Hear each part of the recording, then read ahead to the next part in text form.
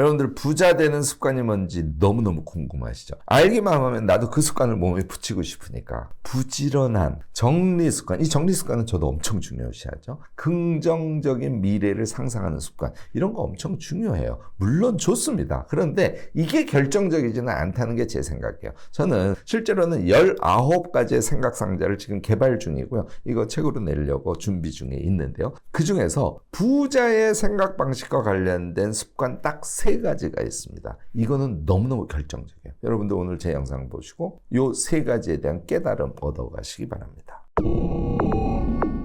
안녕하세요. 무엇이든 3가지로 가르쳐드린 명대 교수 김익환입니다. 자, 생각상자라는 개념을 앞에 제가 썼었죠. 이 생각상자라는 게 우리 안에 사실은 존재합니다. 그런데 걔를 좀 정형화된 상자로 여러분들이 정리하고 계시지 않기 때문에 내 내부에 생각상자가 존재한다는 걸 모르고 사는 경우가 꽤 많아요. 일종의 가치관, 인생관 뭐 이런 것들이라고 생각하시면 크게 틀리지 않을 겁니다. 내가 마트에 가서 소고기를 살까? 돼지고기를 살까? 선택할 때 여러분들 어떻게 하죠? 잘 들여다보면 내 안에 존재하는 생각상자들이 이렇게 상호작용하고 거기에서 나온 결론을 가지고 여러분들은 소고기를 살까 돼지고기를 살까를 선택하는 거예요. 이게 작동을 안 하면 이제 선택장애에 빠지게 되는 거죠. 우리가 더 크게는 직업 선택을 해요. 그런데 생각상자가 안정화되지 않은 상태에서 직업 선택을 하면 큰 탈 나죠. 그 미스 때문에 몇 년, 경우에 따라서 몇십 년을 허송하거나 자기에게 맞지 않는 삶을 살아갈 수밖에 없을 수도 있습니다. 그만큼 생각상자라는 건 중요하다는 것이죠. 자, 사업을 해. 내가 어떤 상품을 만들 거야 라는 것을 선택하는 거, 이런 거 다 마찬가지라는 것이죠.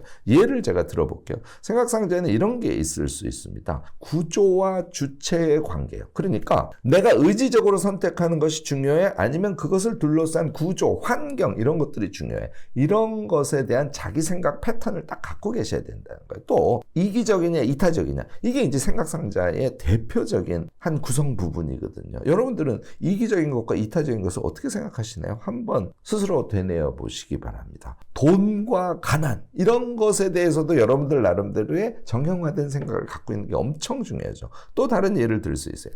홀로서기와 인간관계. 나는 홀로 서야 돼? 인간관계를 잘 맺어야 돼. 이것에 대한 여러분들의 생각이 정리되어 있어야 된다는 것이죠. 저는 사실 변증법, 요 얘기는 오늘 말씀을 드리긴 할 것인데요. 2개가 있을 때 그 2개를 한꺼번에 취하고 걔를 잘 믹스해서 어떤 새로운 것을 만들어낼 수 있는 생각, 이걸 변증법이라고 얘기하지 않습니까? 이 변증법적 사고, 이것도 아주 중요한 생각상자의 하나라고 생각합니다. 그 이외에도 여러 가지가 있습니다만 이건 조금 어려운 얘기지만 과거, 현재, 미래에 대한 여러분들의 생각 방식, 이게 이제 생각상자의 하나라고, 저는 아주 중요한 생각상자의 하나라고 생각하거든요. 과거는 사실은 기억으로 존재하고요. 그 다음에 미래는 우리의 상상으로 존재하거든요. 현재 시점에 기억과 상상이 현재 시점에 착 붙어 있는 거야. 그게 현재입니다. 그런데 과거는 잊어버리고 미래는 자기의 기억과 현재가 만난 그 선상의 미래가 존재하거든요. 그런데 이런 생각상자가 잘 정리가 안 돼 있으면 미래를 상상할 때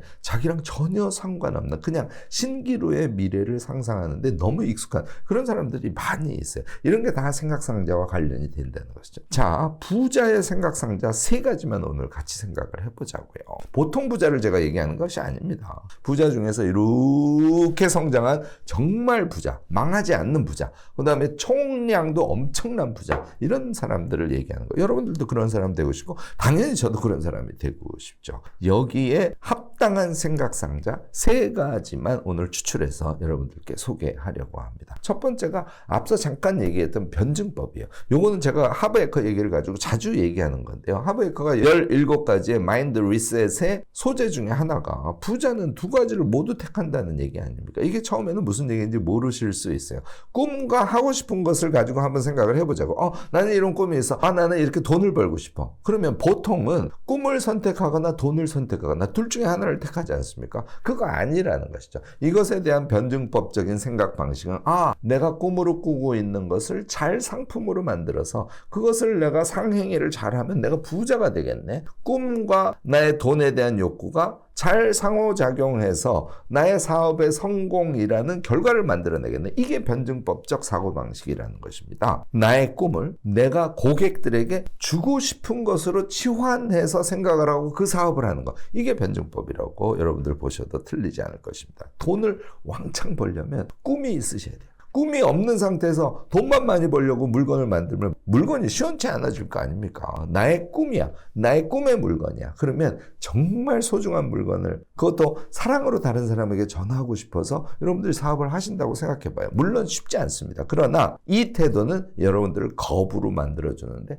가장 베이직이 되는 그런 생각 방식이다. 이렇게 여러분들 이해를 하셔도 틀리지 않을까 싶습니다. 이런 사람은요, 상품에 대해서는 타협하지 않아요. 상품에 대해서 타협하지 않는 사람만 유일하게 나중에 이런 성장을 이룰 수 있습니다. 돈만 아는 사람들 중에 전혀 부침이 없이 승승장구 끝까지 정말 행복하게 성장하는 케이스 저는 거의 보지 못했습니다. 여러분들 오늘 제 이야기 변증법적 사고에 의해서 두 가지는 한꺼번에 취한다. 세 가지도 한꺼번에 취한다. 걔를 융합해서 새로운 가치를 만들어내는 그런 사유 방식을 여러분들 몸에 착 붙이시기 바랍니다. 자, 두 번째 생각상자. 요건 이타성이에요. 여러분들 이기적인 성격과 이타적인 성격 이게 되게 어려운 얘기일 수 있는데요. 잘 들여다보면 이타적인 생각 방식이 결국은 가장 이기적인 것일 수 있다. 이렇게까지 오늘 생각을 좀 해보시면 어떨까 싶습니다. 우리가요 이타적이지 않습니까? 앞서서 말씀드렸죠. 자기의 꿈을 상품으로 만들어도 그렇고 이타성이 거기에 더 추가가 돼요. 내가 지금 이 물건을 만드는데 노동을 하고 있어. 이 노동에 내가 집중하지 않으면 좋은 물건을 저 사람들에게 전할 수 없네? 라는 근저에서 우리의 행위의 근저에서 작동하는 이타성이 강하지 않으면 우리는 큰 돈을 버는 데는 실패하게 돼 있습니다. 우리가요 사업을 할 때 보면 사람들에게 제공되는 것에 그 가치에 집중하지 않음으로써 자꾸 원가를 절감하려고 그러고 그러다 보면 돈은 당장은 많이 벌 것 같지만 물건이 나빠지면 이타성이 베이직에서 작동하지 않는다는 걸 말하거든요. 이렇게 하면 안 되죠. 그렇지만 나의 일상에서 나는 이런 점은 내가 너무너무 좋아하는 것이기 때문에 심지어는 사치라고 느껴질 정도로 돈을 팍팍 쓸 거야. 오케이입니다. 그러나 내가 그냥 일상에서 굳이 그렇게까지 큰 돈을 쓰지 않아도 될 때 엄청 절약하면서 살 수 있죠. 사실 이 절약 행위는 내가 돈을 많이 벌었을 때 절약을 함으로써 돈을 집적하고 집적한 돈을 내가 아닌 다른 사람을 위해서 쓸 수 있게 만들어주지 않습니까? 이렇게요. 우리가 갖고 있는 이타성은 우리의 행위에 여러 가지를 아주 긍정적으로 만들어주는데 계속 작동을 한답니다. 자, 우리가 사업을 하려면 네트워크를 넓혀가야 되죠. 네트워크는 이타성을 가진 사람에게는 어떤 의미를 가질까요? 내가 물건을 팔아먹을 사람들 물론 많습니다. 네트워크를 넓혀가야 우리가 물건을 사줄 사람들이 많으니까 그런 의미를 당연히 가져요. 그렇지만 이타성의 사고를 생각상자로 정확하게 갖고 있는 사람은 네트워크는 선행을 할 나의 공간이라고 생각하겠죠.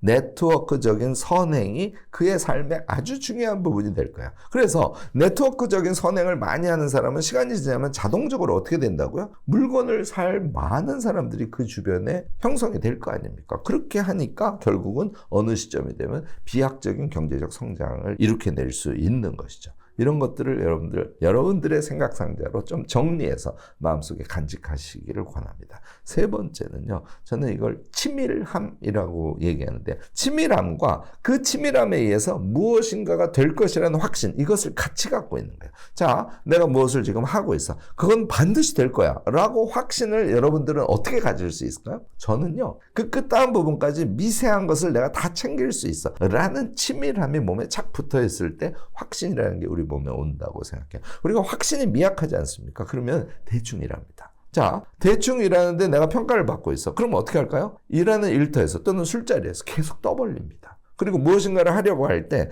끝다한 것까지 마무리를 해서 그 결과를 가지고 얘기하지 않고 일단 어느 정도 보여주기식의 삶을 살아가기 시작하게 된다는 것이죠. 이것을 막아주는 아주 중요한 생각상자가 치밀함이에요. 그리고 치밀함이라는 것은 내가 그것을 할 수 있다는 확신과 맞닿아 있다는 이런 생각상자를 여러분들 마음속에 콕 하고 박아두시기 바랍니다. 이걸 여러분들이 실행할 수 있게 되지 않습니까? 자기 자신을 더 사랑하게 돼요. 그리고 일정 기간 엄청 노력을 해야 되니까 육체적으로 피곤할 때가 있습니다. 그런데 그것에 의해서 얻어진 자신의 치밀함을 동반한 만한 실력, 그것이 앞으로 나의 삶을 엄청 확장적으로 발전시켜 줄 것이라는 그런 생각까지 여러분들이 하실 수 있게 되지 않을까 싶습니다. 보통 우리가 삶을 살다 보면 대립되는 두 개의 어떤 욕구 같은 게 있을 수 있어요. 또는 무엇인가를 해석해야 되는데 대립되는 어떤 두 개가 나타날 때가 많이 있습니다. 이럴 때마다 여러분들 앞서 말씀드린 변증법적 사고를 꼭 하시기 바라고, 결과적으로 둘 다를 취하려고 하는 그런 노력을 하시기를 권하고요.